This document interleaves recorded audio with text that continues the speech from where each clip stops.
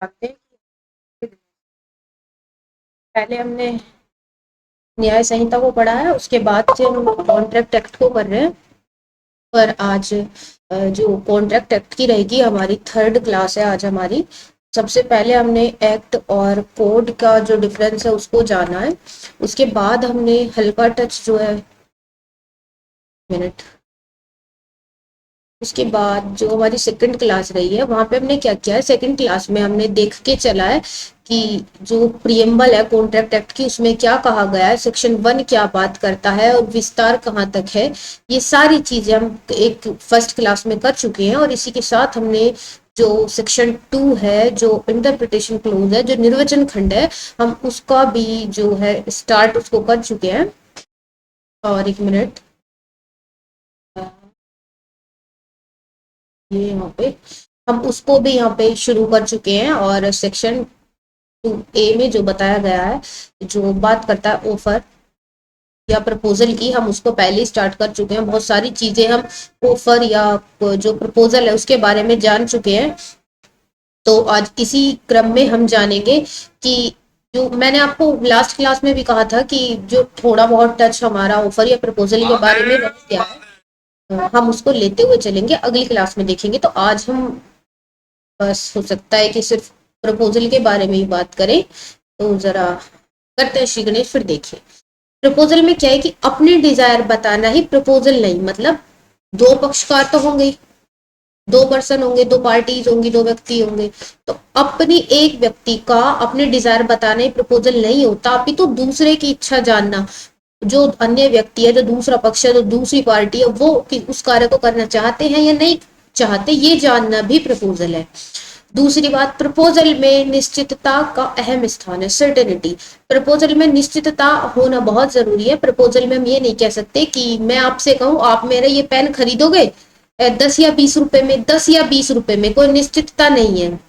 समझ रहे, मैं आपको कह रही हूँ आप मेरा ये पेन खरीदेंगे, आप पूछ रहे हो कितने में, मैं कहूँ 10 या 20 रुपए में, तो ये कोई निश्चितता नहीं है ना, तो ये सर्टेनिटी नहीं हो जाएगा। तो इसमें हमें क्या रखना है कि आप मेरा पेन खरीदोगे 10 रुपए में, एक निश्चित धनराशि 10 रुपए में आप मेरा ये पेन खरीदोगे, तो यहाँ एक निश्चितता का अहम स्थान हो जाता है। एक मिनट जरा, ये निश्चितता का अहम स्थान यहाँ हो जाता है। उसके बाद प्रपोजल या तो एक्सप्रेस होगा, एक्सप्रेस या विवक्षित होगा, ये सेक्शन 9 बात करता है, इसको हम आगे खैर देखेंगे, यही छोड़ देते हैं फिलहाल। बस ये एक्सप्रेस या क्या है, मतलब जैसे या तो वो हम मैं आपको बोल के, मतलब एक्सप्रेस तो मतलब मैं आपको व्यक्त कर दूं पूरा, है ना, शाब्दिक माध्यम से अगर व्यक्त कर दूं तो एक्सप्रेस में आ जाएगा, दूसरा विवक्षित इम्प्लाइड हो जाएगा। इसमें क्या है, इसमें देखते हैं जैसे कोई रिक्शा वाला खड़ा है और हम लोग रोड पे जा रहे हैं, जिस रास्ते से हम जा रहे हैं उसी रास्ते पे वो रिक्शा वाला भी है, तो वो कभी कभी हमें इस तरीके से पूछ लेता है रिक्शा की तरफ हाथ करके, तो मतलब वो इम्प्लाइड हमको प्रपोजल दे रहा होता है कि बैठ जाओ, और कॉमन किराया हमें पता होता है कि यहाँ से वहां तक का लोकल किराया हमारा 10 रुपए है। तो ये एक एम्प्लॉयड में हम रख सकते हैं। दूसरा लास्ट देखो क्या है, प्रपोजल में स्वीकृति के लिए बाध्यता नहीं होनी चाहिए। अगर हम किसी को प्रपोजल दे रहे हैं, मैं आपसे कहूँ मेरा ही पेन 10 रुपए का है और तुम्हें खरीदना है, खरीदना ही पड़ेगा तुम्हें, ये बाध्यता नहीं होनी चाहिए, नहीं तो प्रपोजल नहीं माना जाएगा। और क्या इसमें, प्रपोजल के लिए 3 ऑप्शन दिए गए हैं, प्रपोजल के लिए 3 ऑप्शंस है। या तो प्रपोजल स्वीकृत हो जाएगा, एक्सेप्ट हो जाएगा, या प्रपोजल को नकार दिया जाएगा, उसको रिजेक्ट कर दिया जाएगा। लास्ट मॉडिफाई या काउंटर ऑफर, या तो उसको अपने तरीके से, नए तरीके से, जैसे हम बोलते हैं ना कि कार मॉडिफाई करा ली, वही मॉडिफाई किया जाएगा किसी ऑफर को, किसी प्रपोजल को। अब वो मॉडिफाई करना क्या होता है उसको देख लेते हैं, आ जाइए। काउंटर ऑफर, एक मिनट, मॉडिफाई का तो हमने रखा है अलग से।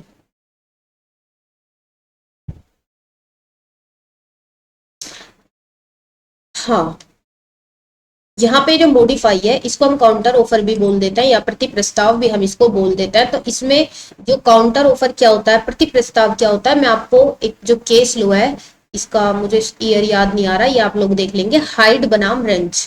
इसका क्या केस लो है, इसके फैक्ट्स मैं आपको मोटा मोटी तौर से बता देती हूँ, आपको काउंटर ऑफर समझ में आ जाएगा।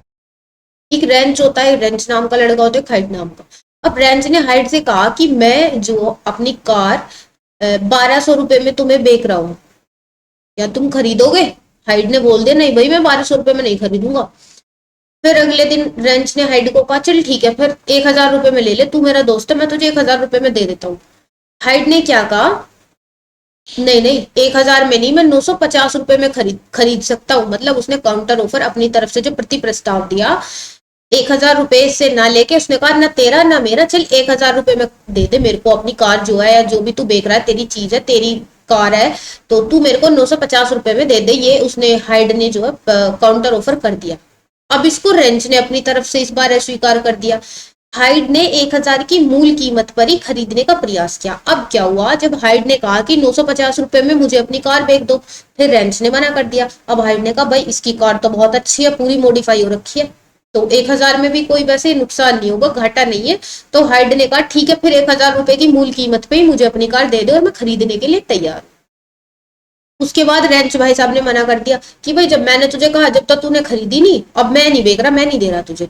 तो फिर यहाँ जो न्यायालय है, तो न्यायालय ने क्या कहा, कोर्ट ने यहाँ कहा कि हाइड का प्रति प्रस्ताव मूल प्रस्ताव को अस्वीकार कर देता है, इसलिए कोई अनुबंध नहीं था, कोई कॉन्ट्रैक्ट नहीं था, प्रति प्रस्ताव एक नया प्रस्ताव है जो मूल प्रस्ताव को बदल देता है। जैसे ही हाइड ने अपनी तरफ से दूसरा प्रस्ताव रखा, एक काउंटर ऑफर दिया, वैसे ही उसने मूल प्रस्ताव को अस्वीकार कर दिया और वही मूल प्रस्ताव का अंत हो जाता है और प्रति प्रस्ताव का जन्म हो जाता है जहां पे कोई कॉन्ट्रैक्ट नहीं हुआ। इसलिए रेंच वहां पे अपनी कार देने के लिए बाध्य नहीं है। बात कर लेते हैं क्रॉस प्रपोजल की। क्रॉस प्रपोजल क्या है, क्रॉस प्रपोजल है, उदाहरण देती हूँ मैं आपको, आप समझ लीजिए क्या है। बेकार मैं आपको परिभाषा समझाती रहूं और आपको समझ में कुछ आए ना, तो ये कोई औचित्य नहीं है। मैं आपको समझाती हूँ उदाहरण के माध्यम से। ए ने बी को कहा, ए ने बी को पत्र लिख दिया, लेटर, कि 500 रुपए में घड़ी बेच रहा हूँ, खरीदनी है तेरे को। मैं, ए ने बी को कहा मैं अपनी घड़ी बेच रहा हूँ, पत्र के माध्यम से कहा, ये ध्यान रखना है, 500 रुपए में मैं अपनी घड़ी बेच रहा हूँ, तुझे खरीदनी है। ठीक, ये उसने भेजा 3 तारीख को, 3 अप्रैल को। बी ने क्या किया, बी ने भी ए को लेटर लिखा, और लेटर में क्या लिखा उसने कि मैं 500 रुपए में तुम्हारी घड़ी खरीदना चाहता हूँ, सेम लाइन रिपीट की, और ये इसने 7 तारीख में, 7 अप्रैल को इसने लिख के भेज दिया। अब भी इन दोनों को एक दूसरे के जब लेटर मिले, ए को बी का लेटर मिला, बी को ए का लेटर मिला, तो प्रश्न ये है कि क्या ए की घड़ी है, घड़ी किसकी है, ए की है, खरीदनी किसको है, बी को खरीदनी है। यहाँ पे क्या है,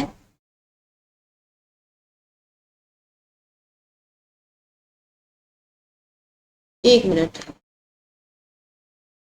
हाँ, यहाँ पे क्या होगा, यहाँ ये होगा ए की घड़ी है, बी को खरीदनी है। ए ने पूछा है भाई मैं 500 रुपए में घड़ी बेच रहा हूँ, बी तेरे को खरीदनी है क्या। बी ने भी सेम वही पत्र में लिखा कि 500 रुपए में तेरी घड़ी खरीदनी है, तुझे बेचनी है क्या। तो अब ये जो पत्र ए को प्राप्त हुआ, ए यहाँ पर घड़ी के लिए बी की स्वीकृति नहीं मान सकता, यहाँ पर ए की घड़ी के लिए बी की जो स्वीकृति है वो नहीं मानी जाएगी, क्योंकि उसने ये नहीं कहा हाँ मैं तेरी घड़ी खरीदता हूँ। ए ने भी बी को ऑफर दिया और बी ने भी ए को ऑफर दिया है, ऑफर दोनों तरफ से आया है। तो यहाँ पे क्रॉस प्रपोजल हुआ है, जो प्रपोजल है वो दोनों तरफ से दिया गया है। एक तरफ ए ने कहा है बी को कि मैं घड़ी बेच रहा हूँ, तुम्हें खरीदनी है, दूसरी तरफ बी ने भी सेम प्रपोजल ए को दिया है, तुम्हें तुम्हारी घड़ी बेचनी है, मैं 500 रुपए में खरीद लूंगा। तो किसी भी तरफ से स्वीकृति नहीं दी गई है, दोनों तरफ से प्रपोजल रखे गए हैं और दोनों प्रपोजल ने एक दूसरे के प्रपोजल क्रॉस किया है, ना कि किसी एक ने एक्सेप्टेंस दी है, तो यहाँ पे क्रॉस प्रपोजल मान लिया जाएगा। आई होप आप कनेक्ट कर पा रहे होंगे। यहाँ पे देखो, इनविटेशन टू ऑफर, प्रस्थापना का आमंत्रण, इनविटेशन टू ऑफर, प्रस्थापना का आमंत्रण। यहाँ पे केस लो हम देख लेंगे, हार्वे बनाम फैसी का एक केस लो आता है, हम इसको यहाँ पे देख लेंगे, इसके फैक्ट्स को, इतनी बड़ी कहानी है नहीं, आप खुद से देख लेंगे। अब बात आती है प्रपोजल और इनविटेशन टू प्रपोजल, ये क्या चीज है भाई। एक चीज तो हो गई प्रपोजल, मैंने तुम्हें प्रपोजल दे दिया पेन खरीद लो, दूसरी बात invitation to proposal, invitation to offer, ये क्या अलग अलग चीज। मतलब मैं तुम्हें पेन के लिए कहूँ खरीद लो तो भी प्रपोजल है, और अगर मैं कहूँ मेरा पेन खरीद लो तो भी तो मैं तुम्हें इन्विटेशन ही दे रही हूँ, तो नहीं, ऐसा नहीं है। ये देखो इनमें क्या डिफरेंस है, दोनों में क्या अंतर है। प्रपोजल है कि अपनी इच्छा प्रकट करना, और इनविटेशन टू प्रपोजल है कुछ सूचनाएं देना ऑफर अट्रैक्ट करने के लिए। हम ये डायरेक्ट ये नहीं कहेंगे भाई मेरा पेन खरीद लो, ये हमें नहीं कहना, ये सूचनाएं दे रहा है जिससे कि तुम खुद मुझसे कहो कि हाँ मैं तुम्हारा पेन खरीद लूंगा, ऐसी सूचनाएं देना। उनका साथ जो मैं ऐसी सूचना तुम्हें दूं जिससे तुम्हारा ऑफर मेरे लिए अट्रैक्ट हो जाए। उद्देश्य दूसरों की इच्छा पूछने पर निर्भर करना। प्रपोजल में उद्देश्य होता है कि मैं तुम्हारी इच्छा पूछूं, क्या तुम मेरा पेन खरीद लोगे 10 रुपए में, तो मेरा उद्देश्य क्या है, तुम्हारी इच्छा पूछना, भाई तुम खरीदोगे नहीं खरीदोगे। इसमें उद्देश्य क्या होता है, इन्विटेशन टू प्रपोजल, प्रपोजल या ऑफर में, to obtain proposal of other, इसमें दूसरे का प्रपोजल हमें लेना है। बस हमें ये बताना है ये पेन बहुत अच्छा लिखता है और एकदम अच्छा स्मूथली चलता है और ज्यादा महंगा भी नहीं है, बस 10 रुपए का है। मैंने ये तो नहीं कहा तुम्हें खरीदना है, अभी तुम्हें खरीदना होगा तो तुम खुद कहोगे कि ये पेन मुझे चाहिए 10 रुपए में, क्या तुम बेच रहे हो, इस तरीके से। अब लास्ट में हम देख लेंगे जनरल ऑफर। जनरल ऑफर क्या है, सामान्य प्रस्ताव जो होता है उसको जनरल ऑफर बोलते हैं। इसका एक केस लो होता है, कार्लिल बनाम कार्बोलिक स्मोक कंपनी। इसमें क्या हुआ, एक स्मोक कंपनी होती है कार्बोलिक स्मोक कंपनी, इसने कहा कि हम एक दवाइयां बना रहे हैं, इसने कहा कि हम दवाइयां बना रहे हैं। एक मिनट, हम कलरफुल सा पेन ले लें पहले, इसके बाद आगे की कहानी स्टार्ट करते हैं। ये ले लिया। इसने कहा हम दवाइयां बना रहे हैं, जो कोई भी हमारी दवाई लेगा उसके बाद उसको फ्लू या मतलब बीमारी जो भी होता है, फ्लू मान लो, चलो फ्लू ही केस लो में है वैसे तो, इसमें फ्लू अगर फिर भी होता है तो वो उसकी जिम्मेदारी हमारी होगी, अगर फिर भी उसके बाद किसी को कुछ होता है। इस तरीके का उन्होंने एक एडवर्टाइजमेंट निकाला कंपनी वालों ने और दवाइयां मार्केट में उतार दी।